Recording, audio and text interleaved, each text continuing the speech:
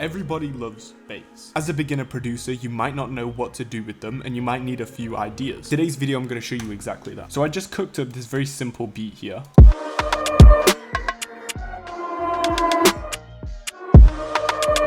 But it definitely needs some sort of bass to fill in that low end. What you need to do is you need to find the 808. You want to right click and click open a new channel. Then you want to make sure you right click here and click cut itself. What this will do is once another note starts playing, it'll stop the other note from playing. So if you play a C and then D, it will cut it off. As well as this, you want to go to the envelope tab here and you want to turn everything all the way down except for hold. You want to keep the hold all the way up. So when you let go of the note, it will actually stop. Right now it's not stopping, so make sure envelope is enabled. So we hold it down and as soon as we stop, it stops with it. So you want to do that in every 808 that you add. You're going to get the basic 808 down. So for our initial 808, we need to know the root notes that the chords are playing. Beat here does not have any chords, but there are root notes. So the way you find a root note of a chord is as long as you know what the chord is, you just take that. So if we have a D minor chord, the root note would be D. Since this is just a melody, we can just follow these notes to initially start with. If you don't know the notes being played, you can pull up a piano next to your sample and you can play the note alongside it until they work. So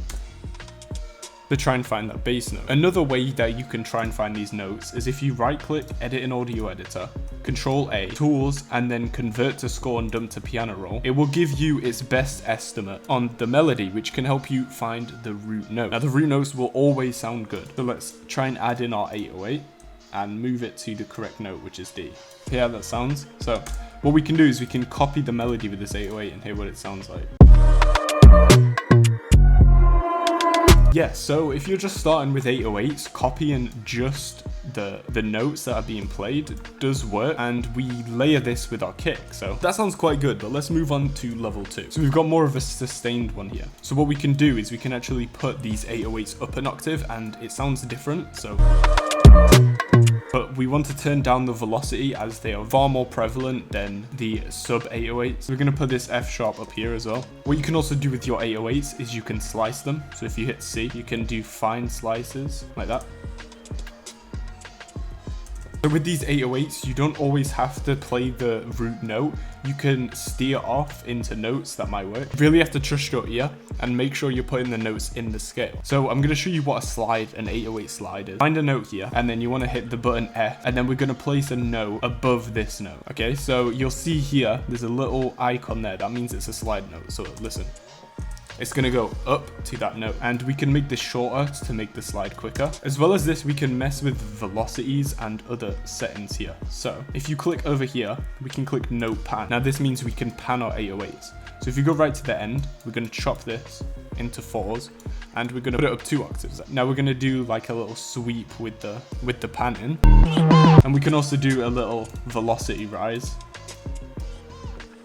So yeah, that's how you can get your 808 to sound more interesting. I'd say that's like a intermediate level 808. Now I learned this from Simon Savida, but what you can do is if you find a note, so we're going to do this note for example, we're going to copy the note, but we're going to make it a slide, and we're going to make this note have 0 velocity. So the initial note will have 0 velocity, but this note will be full. Now what this will do, so we're going to put this over this note. Now what this will do is it'll play the silent 808 first, which will slowly slide into the 808 with velocity, with volume. So listen, it'll be like a little reverse 808. So it can sound quite nice in different circumstances. So yeah, you won't always know exactly what to do, just experiment and mess around with things. I think these little tips that I've given you here should be enough to get you started on your 808s. So just to recap, you want to find the root notes of your chords or your melody, and you want to copy those bottom notes. Let's say you had a chord, a C major chord, it would just be C, and you'd put your bass note to C. Now you can follow the melody that way. To branch off from this, you can add in longer 808s, you can even add shorter 808s, and you can start adding filler notes that are in the scale or another note of the chord, just to make it more interesting. As well as this, you can chop up the 808, give it little stutters, and change the velocity and the octaves. This will give more fluidity and bounce to your 808. As well as this, you can mess with the panning between left and right ears, so it goes like, you know what I'm saying? So yeah, let's take a listen to this.